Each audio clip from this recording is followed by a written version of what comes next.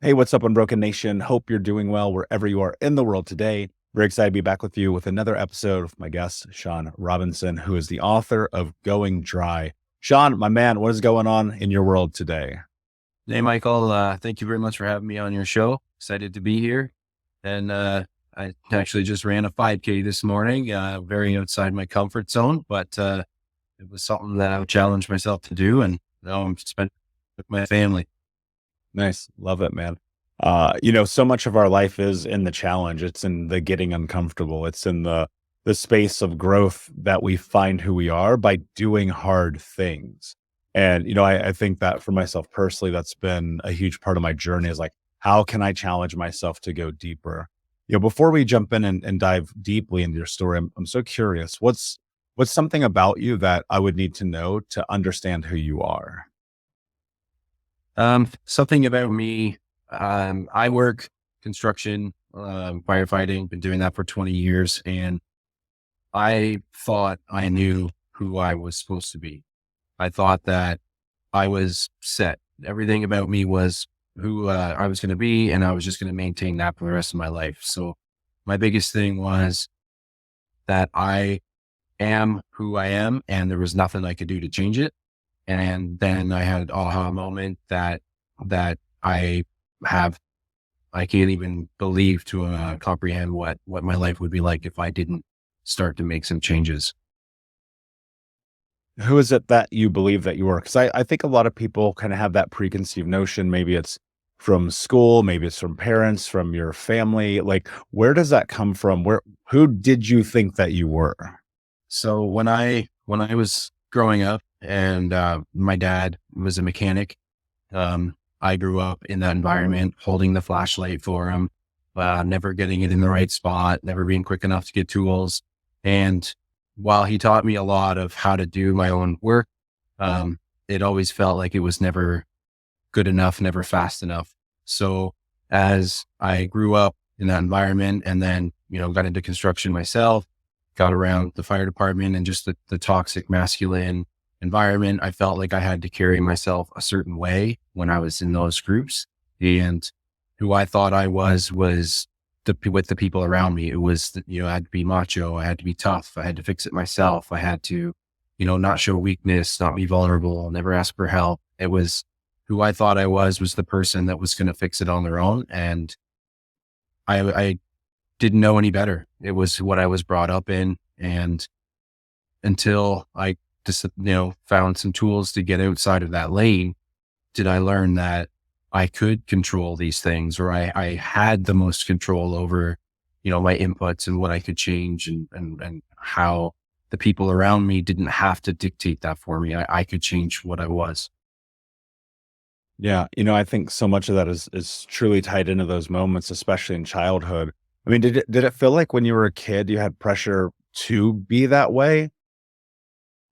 I think so because my dad lost his father when he was 12, 13 years old. So he didn't have, he had older brothers, but he didn't have that father in his life growing up. So I don't know that he had 100% example to know what me and my two younger brothers needed from him growing up. So there was a lot of, I think there was a lot of assumption that we were just going to figure it out because he figured it out. So when we got to certain ages or, holding that flashlight or grabbing the tools, like I should know what the next step is. I should know what the next expectation is from me in that moment. And, I don't think he did it on purpose, but I definitely think without knowing about it, it was what I took from that situation was that, I had to figure it out or I was going to get, the frustration of, in that example, the light being in the wrong spot or the, bringing the wrong stuff to him. Yeah, I think that's interesting that, as kids, you don't know, right? I mean, you have no way of knowing anything because you're learning in real time. And a lot of times you're learning that stuff in under pressure. Like there's that feeling of like, I need to succeed so I can have love and admiration and kindness and compassion. And, especially with young boys, it's like we're laid into this path where we start walking it and we don't really know what we're doing. And so we're And I assume this applies to women too, but I grew up a boy, so I don't know. But I always felt like there was this framework of this is what it means to be a boy, this is what it means to be a man. And so much of that is just informed by the people that are in front of us. And what's interesting about the people who are in front of us, whether it's our fathers or our brothers or the guys we play sports with, is none of them know what they're doing either. Right. And so we get kind of trapped into this process of it's like, we all think we know what we're doing, but none of us actually know what we're doing. And to add to that, I just want to say the examples that we have set for us, if we don't know what we're doing, the people around us don't know what we're doing. When I grew up, my parents didn't know what they were doing, right? We figured it out as we go. They figured it out as they went. So when we grow up and we get to a point where we think, or I think I am who I am, it's because of all those examples that were set for me. And if those people, my parents and everyone else in my life, didn't know what they were doing, I was inputting all the wrong information. I was believing everything I was absorbing to be true. And all of my attitudes, all of my person was created from the wrong information. And to get to a point to start to change those inputs, obviously that's a hard transition to change everything that is about your person, to get rid of everything that you've learned to a point, to then make a decision for yourself to believe what you want to believe or change what you want to change. That was probably one of the harder things for me, was believing that the example I had was so wrong for so long. Mm. Yeah, I resonate with that a lot. And I feel, dude, I remember these moments being young and looking at what I thought were the role models as far as men are concerned in my life, and women as well. And just being like, something about this, it feels a little bit off, but I can't question it because I don't have any other data to support that there's something different that's plausible here. And I feel like I spent and then my entire childhood just wondering, it's like, why do people behave this way? Why do people act this way? Why is the thing that people do when they come home is like grab a bottle and drink wine or have a few beers or just watch the game? And it's like in the movies, I think the relationships that kids have with their parents, generally speaking, are very different, right? They're outside, Mhm. they're playing, they're having fun, blah, blah, blah. But it's like often so vitriolic and so, I mean, really for a lot of kids, painful. It's like we want to connect with our parents. We want to connect with our fathers, especially the men in our life. And it always feels like there's a big wall up. And then you start tracing it back a little bit and you have, our generation of fathers were raised by men who served in wars and men who were taught to turn off emotionally to protect the homestead and build and grow these massive empires and before them and before them. And it's like, what's interesting about what I see changing in the world now, obviously having what I do with Think Unbroken and now working with thousands of people around the world, it's like we are stepping into really, I think, emotional intelligence in a way that we never have before. And it's like newfound territory. This is like freaking walking on Mars, right? And so you're out here and you're trying to figure it out day by day. You said something really interesting at the beginning, is like you didn't know that you could. Like it was so embedded and ingrained and implanted in you that this is like the boy to the teenager to the man that you had to become. When you reflect on that, are there any lessons, are there any moments that your father gave you that actually have really propelled you forward in life? Because I think a lot of times in these kind of conversations, people are like, yeah, my dad was like this, so I was just shut down and blah, blah, blah. But was there ever anything, where was the positive, where are the things that he brought to your life that still hold true today that inform who you are as a man? I think because he was so young when his father passed, and he was very much fix it yourself. And like you said, that generation that just naturally had to do that anyways. My work ethic, he's given me such a great example of a work ethic. And, a lot of the things that I've done, I didn't become a mechanic because of that experience as a child. So, being an electrician and getting involved in different things, he's taught me how to be proud of my work and show up, be consistent, put the work in. And because that's his strongest suit was his work ethic. I've had to pick up other things, things I learned or dealt with as in our family environment. I've had to create my own habits, or I've had to fix what I didn't like growing up to what I'd like for my children and our relationship with my wife. What does that look like for you? What are some of those things? Well, so I grew up, as I mentioned, I have two younger brothers. So it was a very masculine household. My dad, who grew up this tough mechanic, fix it yourself, and then transposing that to me, my two brothers. My mom, she was there, but, very much had to be in with the boys. There was just that many. So, um, growing up with that masculine environment, we got what fathers, I think, give their boys. It's tougher. It's, just toughen up, don't cry, don't show emotion.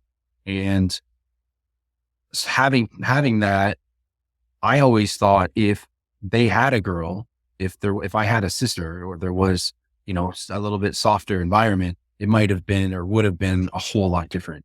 We would have probably grown up and not had it as tough from, the discipline and a lot of the drinking environments that I relate to now, and something that would have changed the way that my parents were to us, if there was a girl in the environment. Um, it's tough when you don't have to have that soft side. And like, I have two young boys, and then I have three kids, my two boys, and then I had a girl. So I thought this my whole life that, if there was a girl in the picture, it might soften it up a bit. And I saw that in myself because I was acting out. I found generational, the way that my example was, and part of my decision to make changes, I was doing to my kids what I had to me. I was getting aggravated. I was yelling. My patience level was zero. And having the two boys, it was like the environment I grew up in. It was tough. There was a lot of similarities. And it was funny. I thought this whole time that if my parents had a girl and then I ended up having a girl, and I felt immediate need to be softer and to be more respectful of our family unit and what I was doing that I was used to and what I grew up with. How do you balance? So here's a thought I have. I don't have children, but I think about this quite frequently. We live in a time where men are becoming more emotional, which I think is very, very important. But we're also in this weird time where it's almost the pendulum is swinging too far, where we are losing some of our masculine traits, where we're not able to stand in our power and our truth and what it means to like really be a man. How do you balance that for yourself? Like to come from this hyper masculine environment to now wanting to be this more emotionally in depth man. Like, how do you find the equilibrium in that?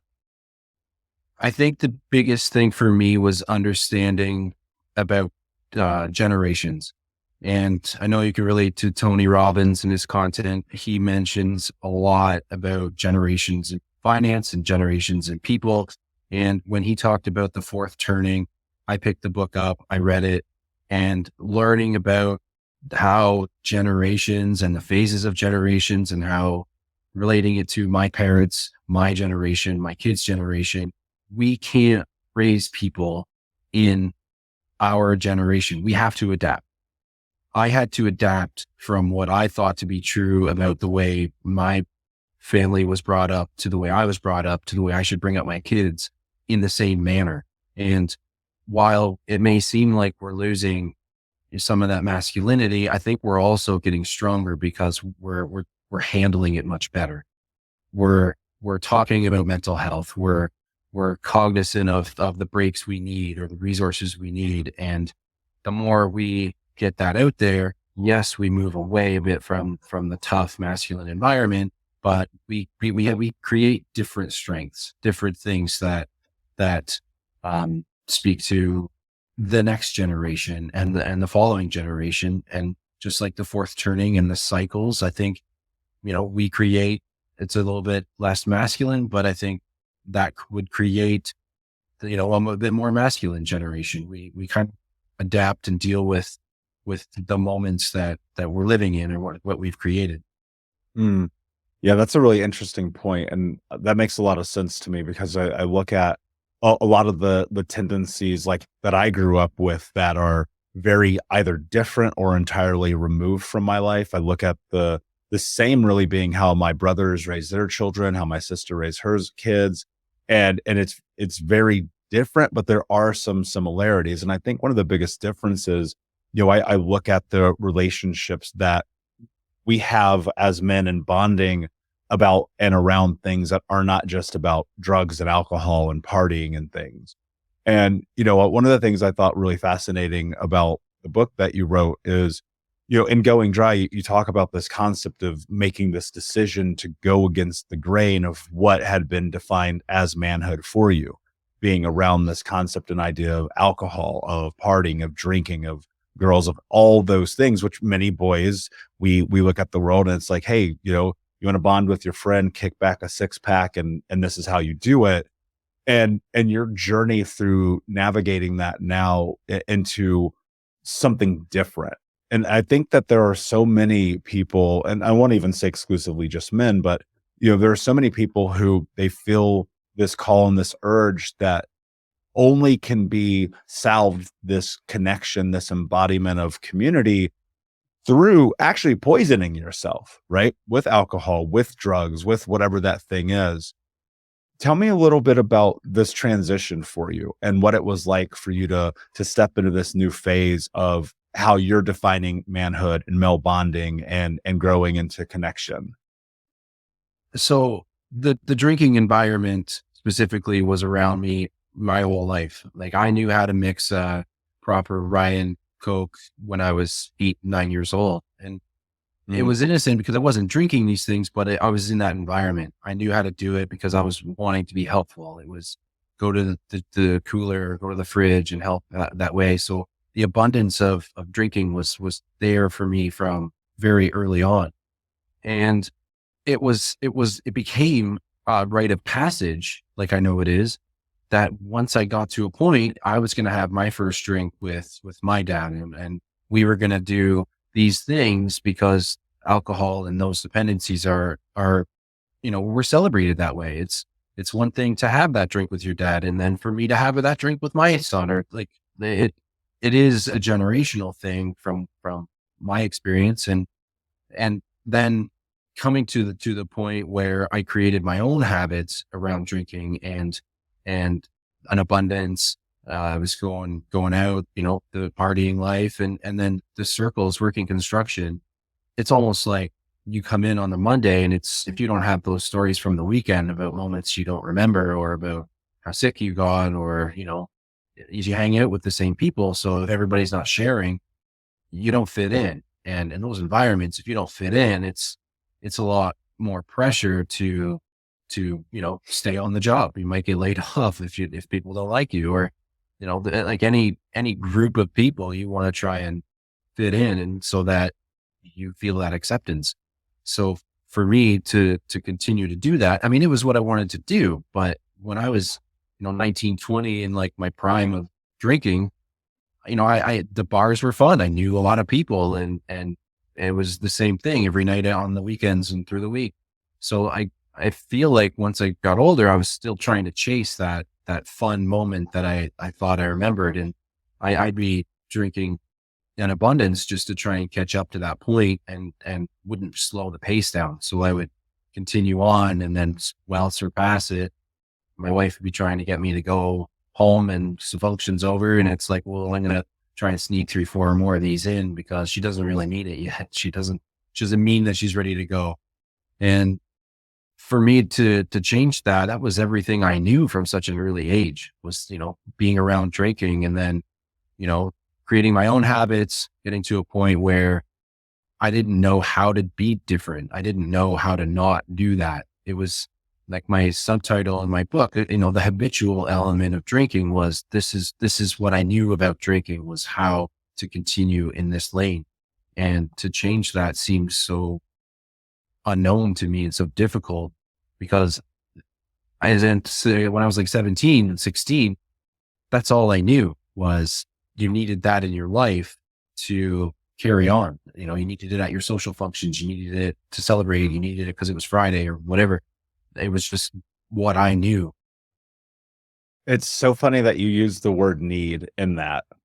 And I think that societally, especially in North America, and it's funny, I was listening to Dr. Jordan Peterson talking about, like, in Canada, like, of course you drink, it's freezing cold, there's nothing else to do, right? And so, I remember hearing him say that, and I thought that was really interesting because they say the same thing about the Midwest here in America, or about the East Coast, or about the South, or about the UK, or about Mexico. And it's like, okay, wait a second. Maybe that's not actually factual.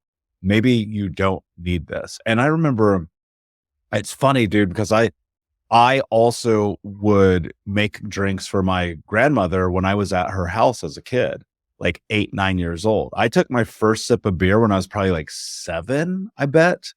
And obviously it was disgusting. I was 7 years old.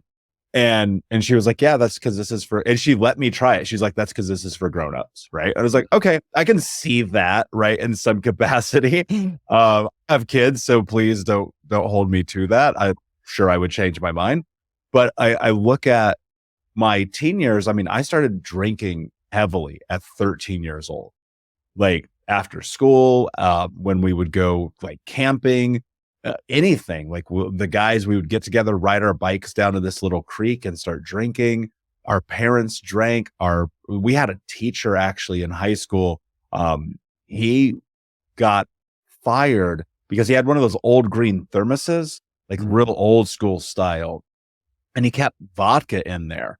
And one of the kids one day, like, took a drink out of it, and the kid got drunk or something. So, I mean, it was really crazy. And it's like, that's so normative.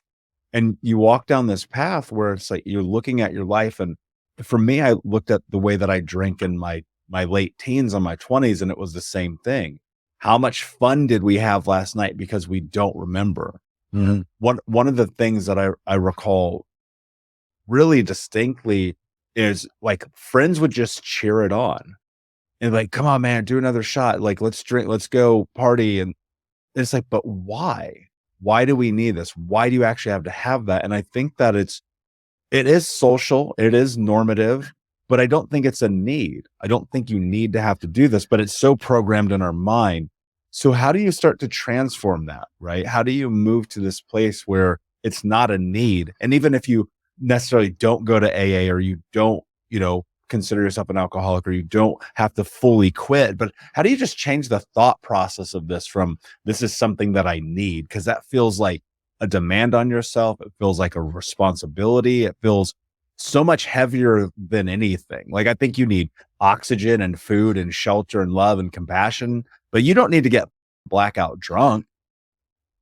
No, I agree. You don't, but it's such a socially acceptable tool, or I don't want to say tool, but it's such a element that we become accustomed to using it. Like, you're going fishing, you need a fishing rod. You're going outside, you put your shoes on, you have alcohol or whatever in those moments because you're just so used to needing it as part of whatever it is you're doing.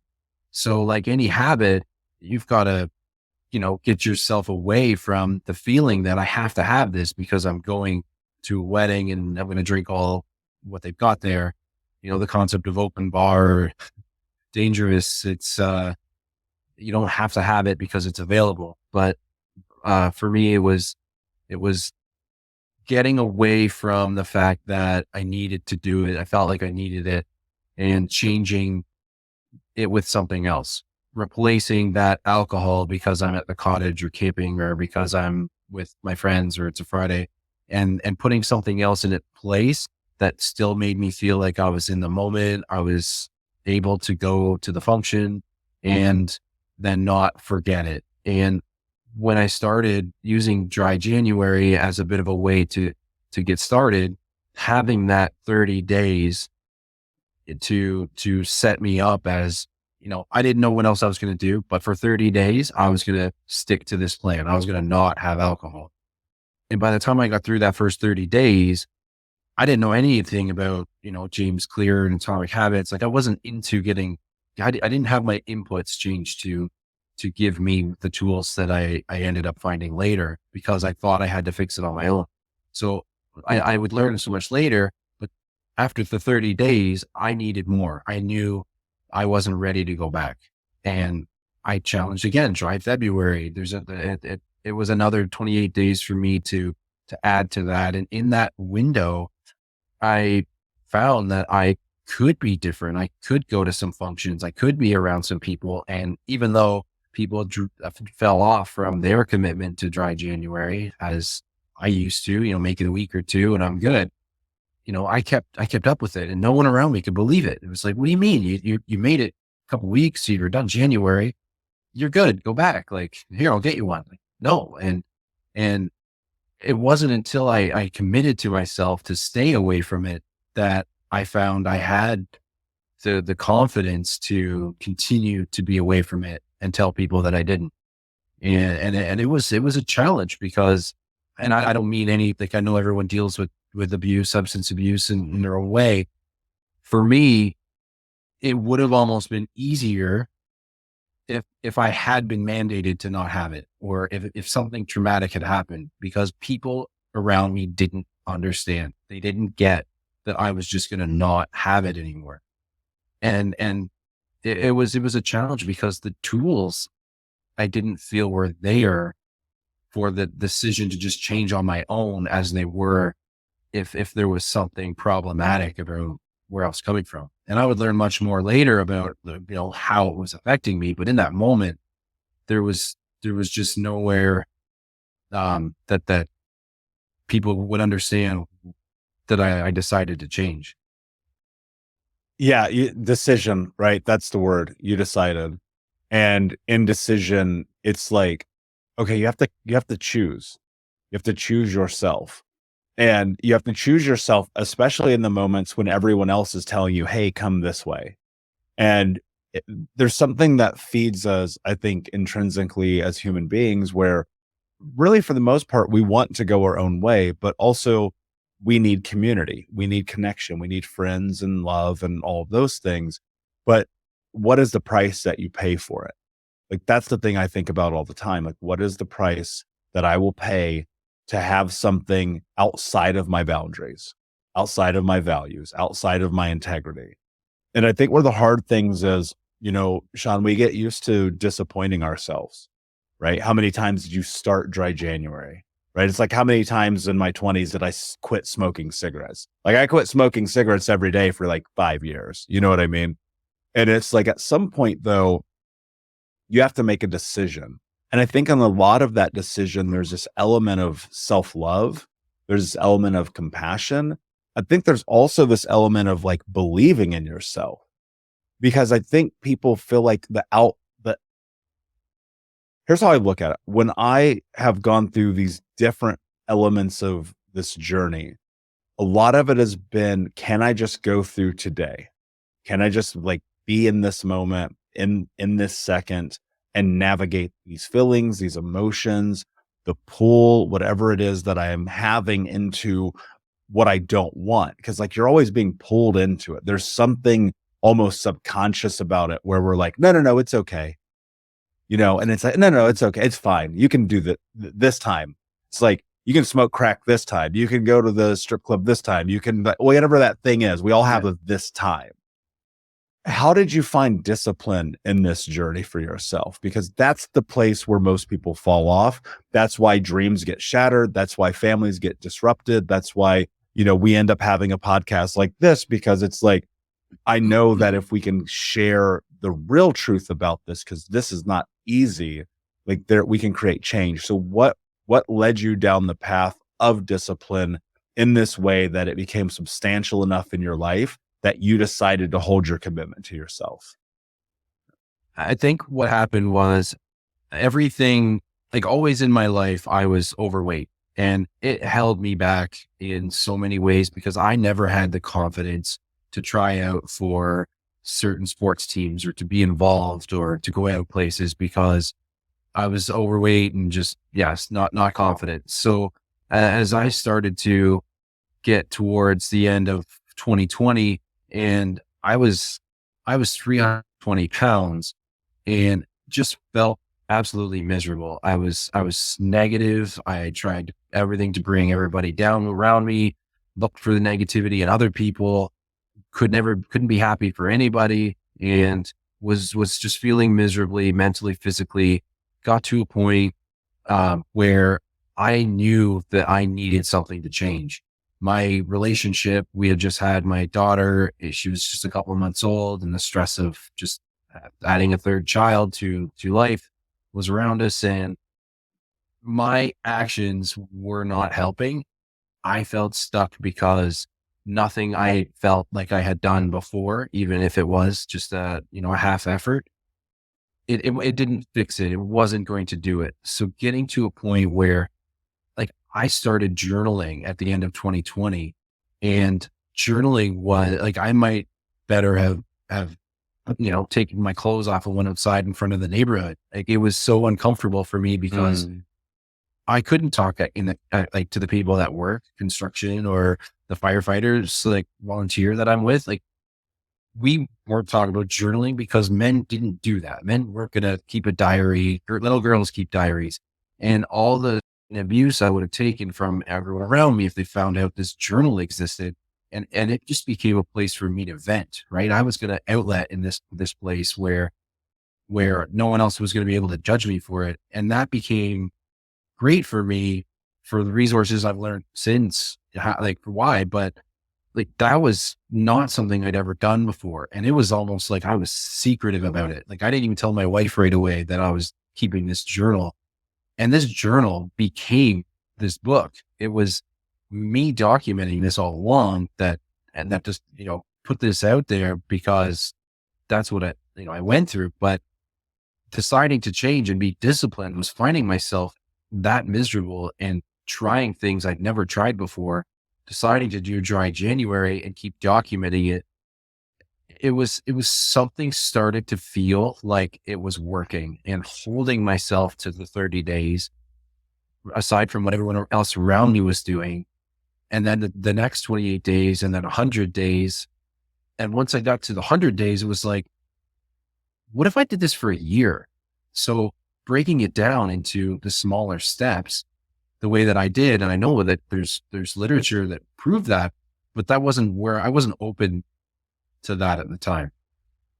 Keeping those small goals helped me stay consistent because it didn't seem like it was going to be a lifetime of not having something. It was, I'm only worried about this 30 days. I'm only worried about the next 30 days.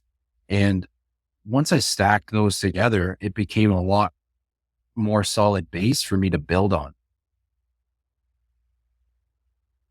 Yeah, the nuance is everything, right? It's like if you can just be in this moment, be in this day, and look at the potential. I think so many people make a mistake when they change their life and they look at all the things that they're losing, right? I'm going to lose my friendships. I'm going to lose watching the game. I'm going to lose this and that. But it's like, that's not really true because you can still do those. And what I think is fascinating is when you make these decisions, you'll find out who your real friends are, like in a real way, like in a up way where you're like, yo, I thought you were my boy. You're not. Thought you're my homegirl. You're not. Right. But when you look at it through this window of potential and possibility, the thing that I always have come to find is like when I give something up, I gain something. I remember once I was talking with Grant Cardone and he said, to get what you want in life, you have to give something up. And it's like, well, what do you want? Do you want better health? Do you want to lose 50 pounds? Do you want to have a better marriage and relationship with your kids? Do you want to have a better career? Do you want to be able to look in the mirror and feel proud about who you are as a human being? The answer is yes. Well, give up the thing that's your life up. And that's the hard part because we get so comfortable in that where we're like, nope, this is just my life. It sucks. I guess this is how it's going to be. If you were to give anybody just a single piece of advice to how to shift that mindset and look for possibility, what would you tell them? I would tell them that we all that we don't know what we're doing. I would say that they're not unique because none of us know what we're doing. So that would help me point to some of the things that I've picked up since. And coming from all of our individual backgrounds and the things that we go through, coming to that realization that we need help, we need to open up to the resources.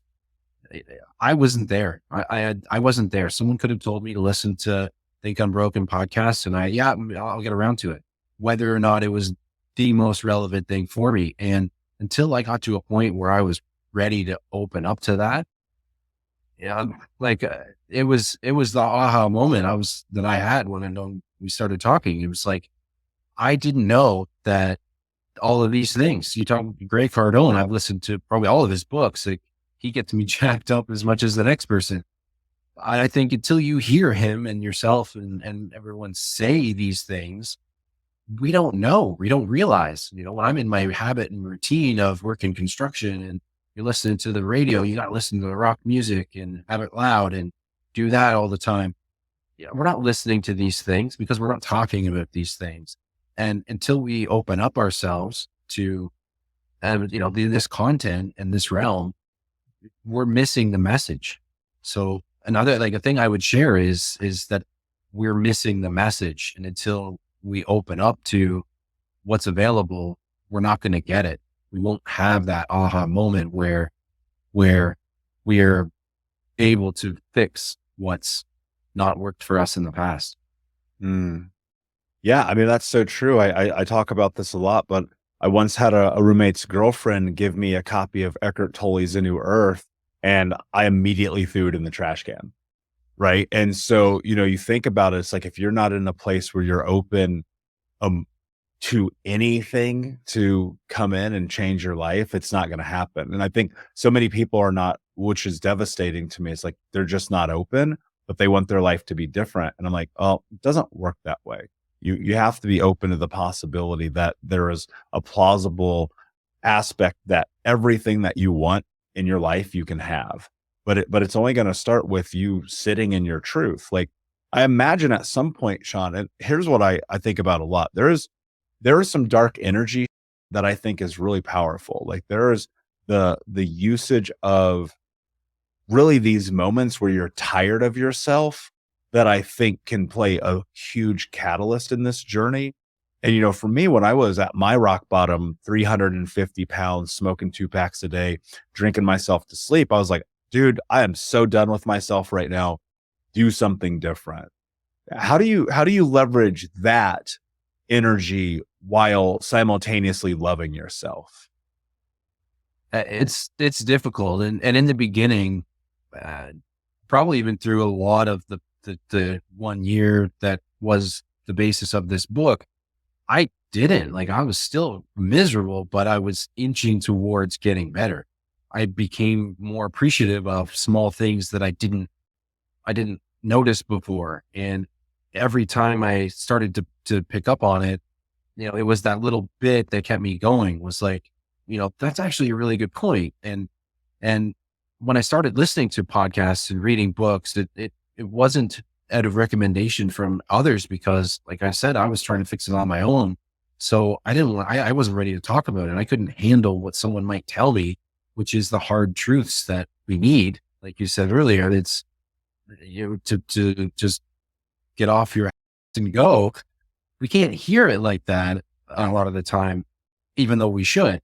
So when I started looking for podcasts, I was finding that I could relate to the sports people, the actors, the celebrities that were opening up, Kevin Hart and Matthew McConaughey, and the kind of celebrities that I was growing up watching.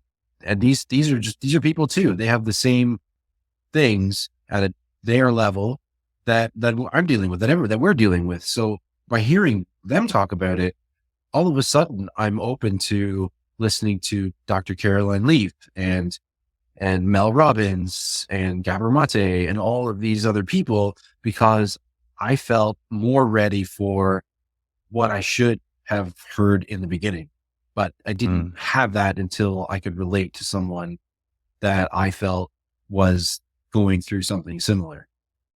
Yeah, and think about how serendipitous it is that you would have that experience in the healing journey as you would the very similar experience of community as a child and as a teen and as a young man around the very thing that was destroying your life, right? It's really funny how the world works like that, because we are informed by our communities, by the people we spend time with, by the information we're bringing in.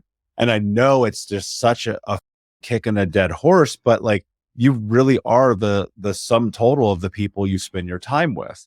And I go look at my friends 10, 12, 13, 15, 20 years ago, we all did drugs, we all drank, we all hooked up with people, we all were not taking care of our finances, we all partied too hard, we all were living on the edge constantly. And that's what my life was like. My life sucked comparatively, especially to now. But it was like, well, at least we have friends and we have family and we have community and we're building something. And then I look at my friends now and it's like, these are incredible humans who are changing the world. They are driven, they are powerful, they are showing up every single day in their energy and in their light.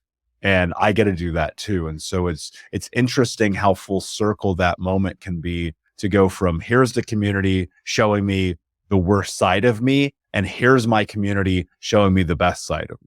So I love that has happened for you, Sean. My friend, this has been an amazing conversation. Before I ask you my last question, tell us where we can find you. Okay, well, I'm Sean Robinson. My website, seanrobinson.ca, has content, all my podcasts and all my YouTube stuff. And I'm putting all a link to my website, and my book is available on Amazon. It's book Barnes and Noble, any of the bookstores, they're stocking it. So I don't believe it's on their website. I don't think they're in the stores quite yet, but hopefully. And yeah, my Facebook and Instagram at Going Dry. I post a ton of extra content and related all to my story. So anyone that can relate to what I've gone through, that's what I can speak to, and that's what I try to put back out. Amazing. And of course, guys, go to thinkunbrokenpodcast.com, where we will have this and more in the show notes. My friend, my last question for you: what does it mean to you to be unbroken? I think becoming unbroken, opening up a world that I thought was an absolute for me, and changing the inputs to help give me the tools I needed to become better. It's becoming unbroken. Very simple and succinct. I love it, my friend. Thank you so much for being here. Unbroken Nation, thank you for listening. Please like, subscribe, comment, share a friend. Check us out on YouTube, Spotify, and Apple Podcasts. And of course, remember, when you share this, you're helping us in generational trauma, transform trauma to triumph, breakdowns to breakthroughs, and helping others become the hero of their own story. And until next time, my friends, be unbroken. I'll see ya.